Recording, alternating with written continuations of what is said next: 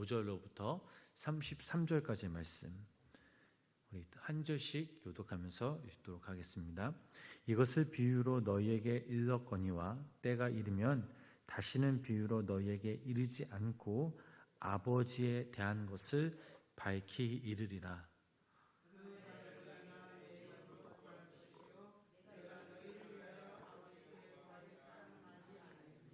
이는 너희가 나를 사랑하고 내가 하나님께로부터 온 줄 믿었으므로 아버지께서 친히 너희를 사랑하십니다.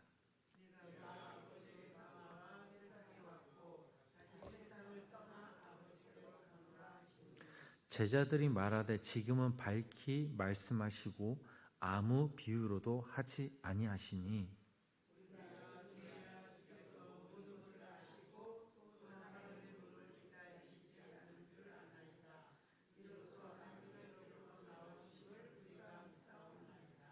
예수께서 대답하시되 이제는 너희가 믿느냐?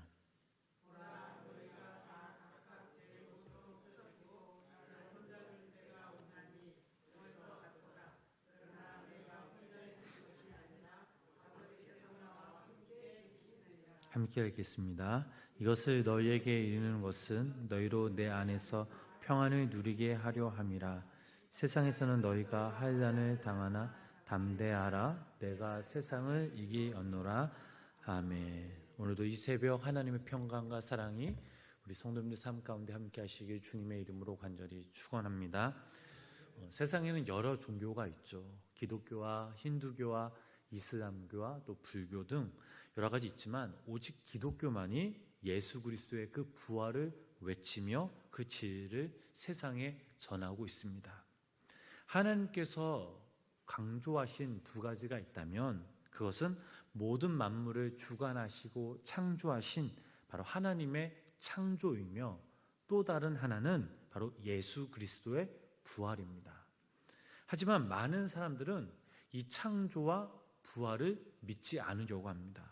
특별히 부활에 대해서는 많은 사람들이 증언해 왔고 검증까지 했습니다. 만약에 예수 그리스도의 부활이 거짓이었다면 또한 검증의 결과 역시 또 거짓이었다면 오늘날 기독교가 존재할 이유는 아무것도 없습니다. 검증했음에도 불구하고 오히려 이 부활은 더욱더 힘을 얻고 또 오늘날까지 하나님의 그 진리로 이어지고 있습니다. 오늘날 이 땅에서 교회와 또 기독교가 존재하는 그 이유가 무엇입니까? 바로 예수 그리스도의 부활이 있었기에 가능했던 것입니다. 지난 시간 말씀을 우리가 살펴보면 예수님께서는 또다시 기도에 대해서 강조하셨습니다. 예수님의 이름으로 간절히 구하면 주님께서 주시고 충만케 되리라고 말씀하셨습니다. 여기서 중요한 사실은 우리가 무엇을 놓고 무엇을 위해 기도하느냐라는 사실이죠. 기도는 우리의 삶을 하나님께 인도하는 것입니다. 기도는 우리의 삶의 가치를 결정하는 것입니다. 마지막으로 하나님께 드린 이 약속의 기도로 말미암아 우리는 부활 그리고 영원한 그 생명 앞에 우리가 믿음으로 나아갈 수 있고 또 이것을 얻을 수 있습니다. 우리 본문 25절 말씀을 우리 다시 한번 함께 읽어보도록 하겠습니다. 이것을 비유로 너희에게 일렀거니와 때가 이르면 다시는 비유로 너희에게 이르지 않고 아버지에 대한 것을 밝히 이르리라. 아멘. 예수님께서 이 땅에 오셔서 당신의 사역을 펼치셨을 때 특별히 비유를 통해서 많이 말씀하셨습니다. 그 이유가 무엇입니까? 그들이 살아가는 동안 하나님은 물론 천국에 대해 들은 그런 경험이 없었기 때문입니다. 그래서 많은 사람들에게 좀 더 쉽게 하나님의 말씀과 천국을 가르쳐 주시기 위해 비유를 통해 말씀하셨습니다. 그러나 이제는 예수님이 승천하신 후 이 땅에 오실 성령님께서 비유로 말씀하시지 않고 모든 것을 영적으로 깨달을 수 있도록 도우신다라고 본문 말씀에서 말하고 있습니다. 계속해서 26절 말씀 읽어보실까요? 그날에 너희가 내 이름으로 구할 것이요 내가 너희를 위하여 아버지께 구하겠다라는 말이 아니니. 아멘. 자, 말씀에 나타난 그날은 바로 부활하신 후를 말하고 있습니다. 예수님께서는 이제껏 사랑하는 제자들을 위해 또한 당신의 백성들을 위해 하나님께 모든 것을 구해 주었고 중보하셨는데 앞으로는 너희들 스스로 하나님께 기도해야 한다라는 말씀입니다. 또한 이 말씀은 예수님이 부활하시고 승천하신 후 성령님이 이 땅에 오셔서 우리에게 영적인 진리를 알게 하시고 비유의 말씀이 아닌 우리가 직접 하나님께 구하고 아버지의 뜻을 깨달아야 한다라는 겁니다.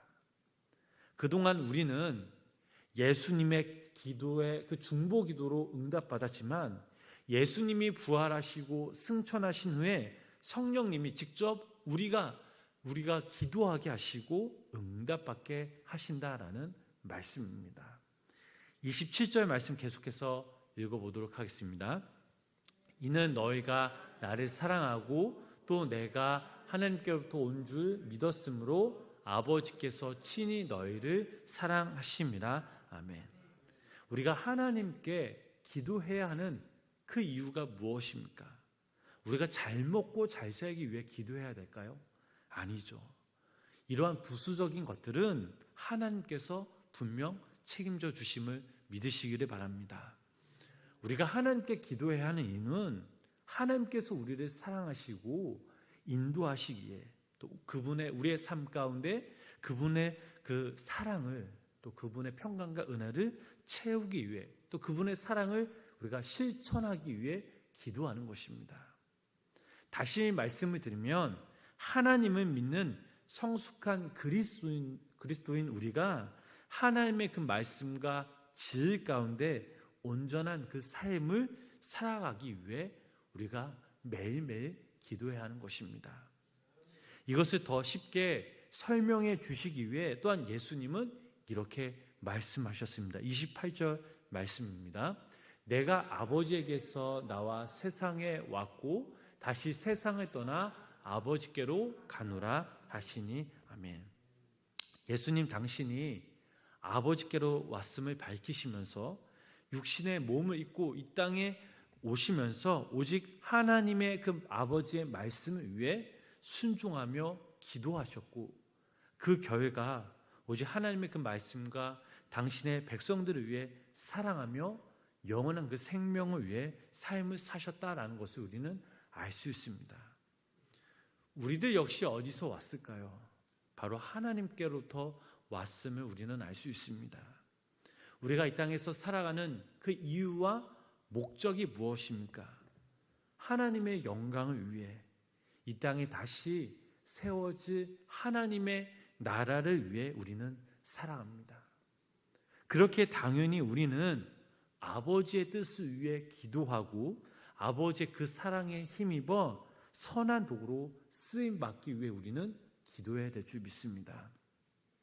오늘날 이 땅을 우리의 눈으로 바라볼 때 너무나 악하고 비도덕적일 때가 참으로 많이 있습니다. 이런 세상 가운데 우리는 한 차원 높은 그 믿음을 가져야 합니다. 우리의 육체의 소욕에 따라 정욕의 삶에 따라 우리의 삶이 움직이는 것이 아니라 진리요 생명이신 부활 되신 그 예수님을 우리 마음속 깊이 품고 살아갈 때에 성령님이 인도해 주시는 거룩한 그 삶을 우리는 살아갈 수 있습니다. 29절 30절까지 말씀 계속해서 읽어보겠습니다. 제자들이 말하되 지금은 밝히 말씀하시고 아무 비유로도 하지 아니하시니 우리가 지금에야 주께서 모든 것을 아시고 또 사람의 물음을 기다리시지 않는 줄 아나이다. 이로써 하나님께로부터 나오심을 우리가 믿사옵나이다. 아멘. 제자들이 말합니다. 드디어 예수님께서 비유로 표현하지 않으시고 분명한 말로 직설적으로 말씀해 주십니다. 이제야 저희들이 깨달았습니다. 더 이상 주님께 의문을 갖지 않겠습니다 라고 말하지만 이것을 고백하지만 실상 이것은 진실된 고백이 아니었습니다. 예수님을 제자 자신들의 스스로의 방식과 생각으로 알았기에 이것은 어찌 보면 제자들의 불신앙적인 그런 모습입니다. 이런 제자들의 마음을 아신 예수님께서 다시 한번 이렇게 말씀하시죠. 31절, 32절입니다. 예수께서 대답하시되 이제는 너희가 믿느냐? 보라, 너희는 각각 다 흩어지고 나를 혼자 둘 때가 오나니 벌써 왔도다. 그러나 내가 혼자 있는 것이 아니라 아버지께서 나와 함께 계시느니라. 아멘. 예수님은 제자들에게 이제서야 나를 믿느냐라고 하지만 너희는 곧 달아날 것이다. 너희 목숨을 구하겠다고 나를 버릴 것이다 라고 말씀하십니다. 제자들은 예수님을 안다고 확실하게 고백하지만 그러나 주님께서는 나를 배신할 것이다, 나를 버릴 것이다 라고 응답하셨습니다. 그리고 그들은 정말 예수님을 버리고 도망가는 배신자들이 되었습니다. 예수님이 십자가에 달려 돌아가실 것이라고는 생각하지도 못했기 때문입니다. 부활은 더더욱 생각도 못했습니다. 예수님께서 이미 그들에게 수차례 말씀하셨지만 이들은 그 말씀을 의미를 자신들의 생각과 자신들의 방식대로 속단해 버리고 말았습니다. 우리들 역시 마찬가지입니다. 살아가면서 사랑의 대상을 향해 집착하는 모습을 보일 때가 있습니다.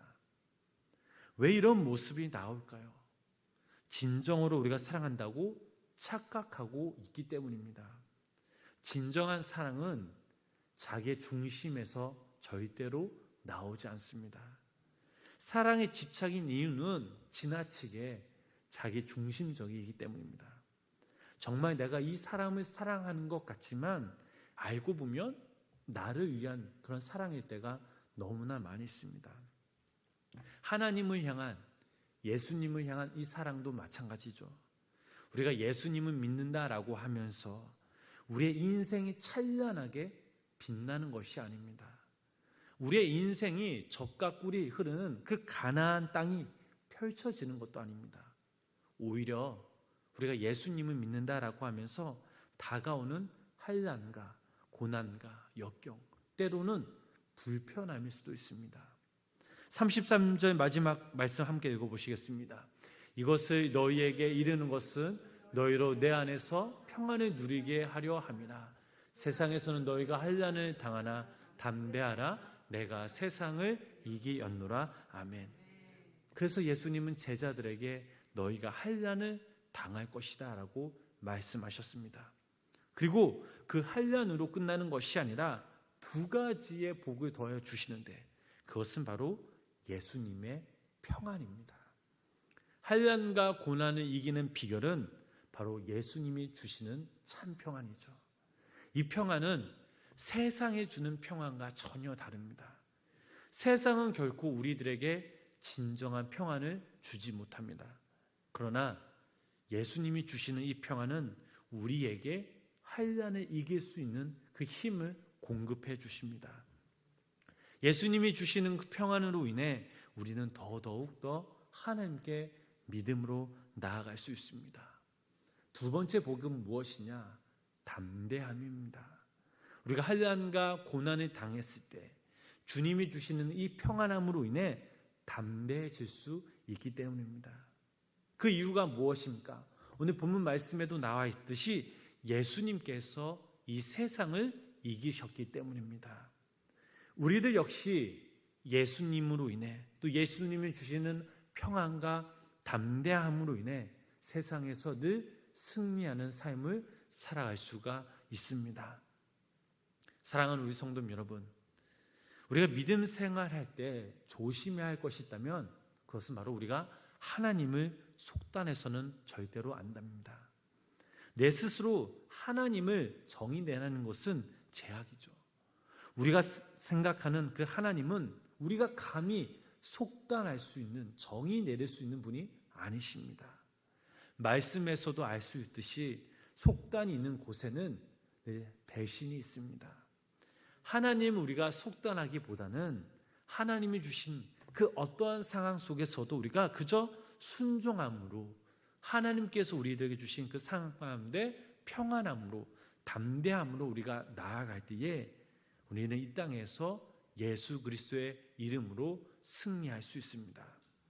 바라기는 오늘 하루도 우리가 이 땅에서 살아갈 때에 하나님을 속단하기보다는 그저 우리에게 주신 그 상황 가운데 하나님을 의지함으로, 우리의 삶을 하나님께 온전히 믿고 맡기심으로, 그분이 우리의 삶을 주관하시며, 또 우리가 힘들거나 지치거나 낙심될 때 우리에게 주시는 하나님의 그 참 평안과 하나님의 그 담대함으로 인해 오늘 하루 예수 그리스도 이름으로 승리하시며, 또 우리의 삶을 통해 하나님의 나라가 확장되어지는 하나님의 귀한 믿음의 성도님들의 자녀가 되시길 주님의 이름으로 간절히 축원합니다.